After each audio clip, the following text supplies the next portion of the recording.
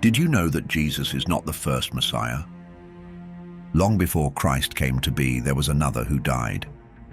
In ancient Jewish writings, there was a solid prophecy of two Messiahs.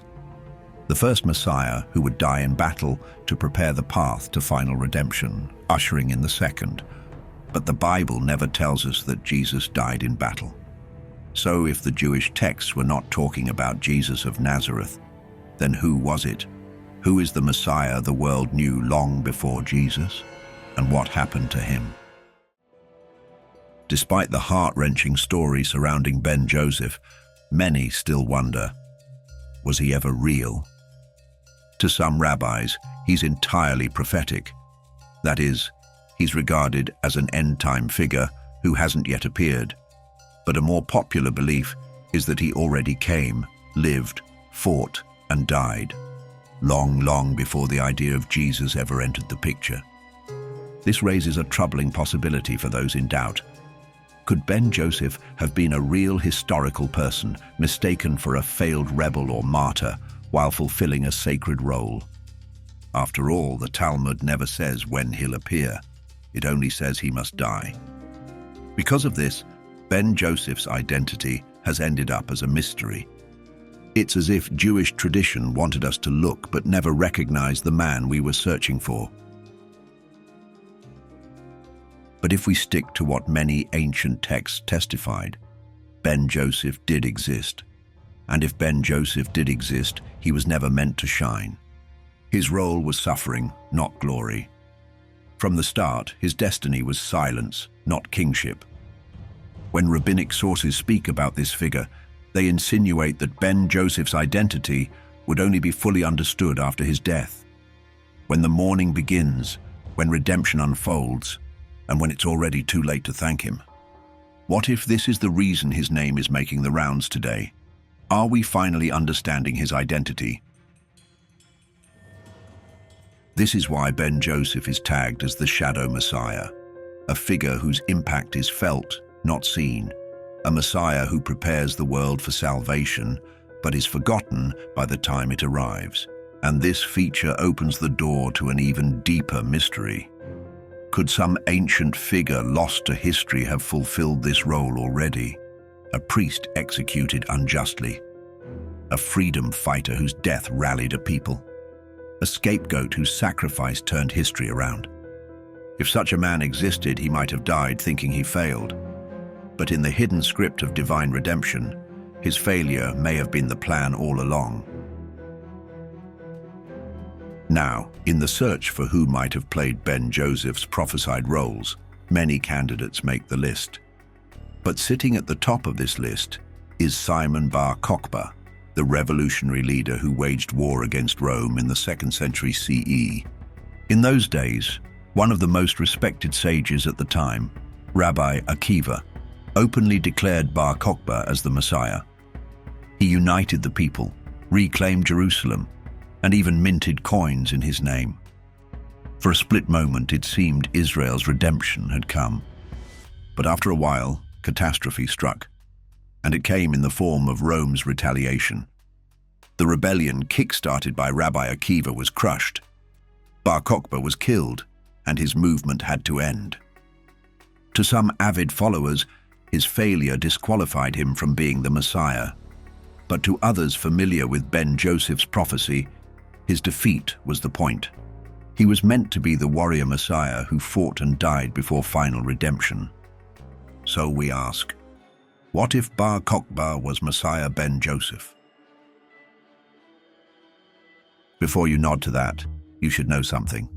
Bar Kokhba isn't the only figure scholars point to. Some look to Onias III, the murdered high priest whose mysterious death in the 2nd century BCE shook the temple system. There is more. Some rabbis point to Joshua ben Nun, the biblical leader from the tribe of Ephraim. This is someone who shares striking traits with Ben Joseph. Joshua ben Nun was a military leader who led Israel into the promised land without ruling it himself. The disqualifier, though, is that he is not from David's line. When you look deeper, there are unnamed martyrs, zealots, prophets, and reformers who gave their lives for Israel without ever claiming messianic titles. Their stories still carry echoes of Ben Joseph's blueprint. So have we been asking the wrong questions? Maybe it's not about finding who he was, but recognizing the pattern: a figure who dies too soon, suffers without glory, and clears the stage for another to finish the mission, a Messiah who has to die for the second to come. But something interesting happens along the way. Although questions about Ben Joseph are slowly arising, there is no doubt that his story was suppressed.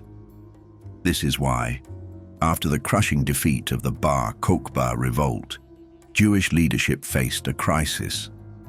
This crisis was not just about politics, but prophecy. Think about it from their perspective. The messianic hopes pinned on Bar Kokhba had collapsed. Thousands were dead. Jerusalem was in ruins. And worse, Rome now considered Jewish messianism a threat to imperial order. What would any sensible leader do in such a scenario? In response to the chaotic aftermath of the Bar Kokhba rebellion, rabbinic authorities swung into action. They began to reshape doctrine. This is because the two Messiah tradition sounded too much like failure. Even worse, it mirrored the growing Christian narrative of a crucified Redeemer. So to avoid confusion, many rabbis downplayed Ben Joseph's role or treated it as rather symbolic. Some references were left vague, while others were abandoned altogether. The idea of a suffering Messiah became dangerous territory, a narrative too difficult to control. In time, Messiah Ben Joseph became a whispered name in Kabbalah and Midrash. It was not rejected outright, no, just pushed quietly into the shadows. But here is the thing.